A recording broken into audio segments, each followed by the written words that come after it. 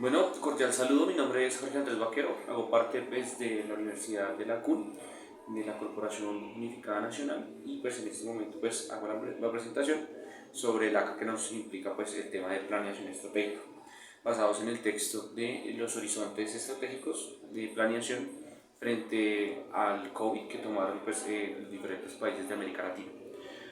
Bueno, la pregunta es, ¿qué considero frente a las decisiones que se tomaron, si fueron acertadas o no? ¿Y por qué? Bueno, depende pues de cada país, según el texto y según la experiencia vivida desde este pedazo del país, desde la ciudad de Bogotá, donde pues claramente muchas personas se vieron afectadas en una medida muy drástica.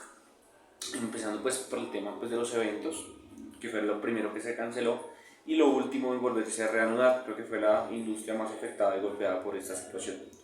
Frente a las decisiones que se tomaron pues, para contener el contagio, el tema de la cuarentena, y frente a lo laboral, que fue el teletrabajo, que fue una solución grande para muchas de las empresas tomadas pues, desde el ministerio, que se empezó a ajustar el Ministerio de Trabajo en el tema de la conectividad, y pues hay un conflicto grandísimo entre la productividad que se hacía antes en el desplazamiento hacia las oficinas y en el que se empezó a ver reflejado en el teletrabajo, donde se vieron reflejados diferentes factores. Por ejemplo, el tema de la productividad, valga la redundancia, donde si una persona 8 horas laborales, en esas 8 horas laborales cuando iba a la oficina, de las 8 horas laborales realmente no trabajaba las 8 horas, sino trabajaba mucho menos.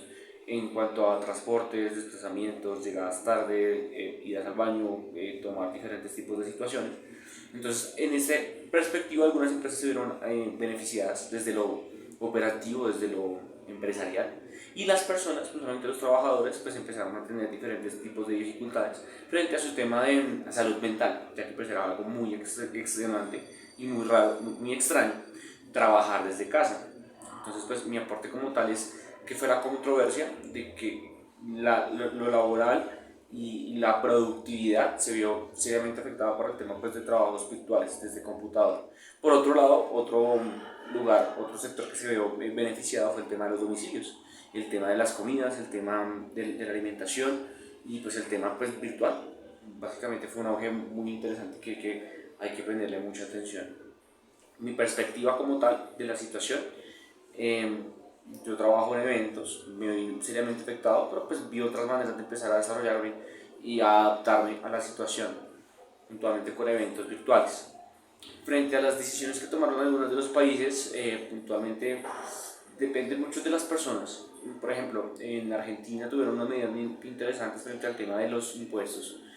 Y pues conocí un caso de una empresa que no despidió absolutamente a nadie y siguió cancelándoles totalmente su salario, bueno, con una reducción del porcentaje sistemáticamente, sin tener que laborar.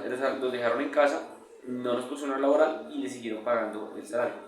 Cuando terminó la pandemia y cuando reanudaron labores, oh sorpresa que más del 90% de las personas que siguieron la empresa renunciaron y consiguieron otros trabajos, lo que implicó pues una clara quiebra para esta empresa. Solamente fue un ejemplo, pero pues hay que tener muy presente el tema del contexto, de que a pesar de que pues, son países, una decisión a nivel nacional afecta en gran medida, pero puntualmente son las empresas y los trabajadores y el tipo de relacionamiento que tienen directamente los empresarios, los administrativos, con las personas operarias. Eh, un texto muy interesante, puede hacer diferentes contrastes en los diferentes países, que pues igual todos están arraigados y sujetos tanto a su cultura como a su gastronomía, a todo lo que tiene que ver con su economía, el tema de la mano de obra, todo lo que se pudo digitalizar, y pues se abren oportunidades así como se cierran otras. Pero pues el ser humano creo que está acondicionado pues al cambio. Entonces pues esa es mi perspectiva del texto y la situación vivida, de que hay que estar en constante adaptación y constante cambio. Adaptarse a los cambios creo que es una una nueva herramienta, una nueva virtud laboral que es indispensable, junto con el tema de la creatividad y la innovación. Muchas gracias, esa fue mi presentación frente a este texto y pues frente a la experiencia vivida en esta situación. Gracias.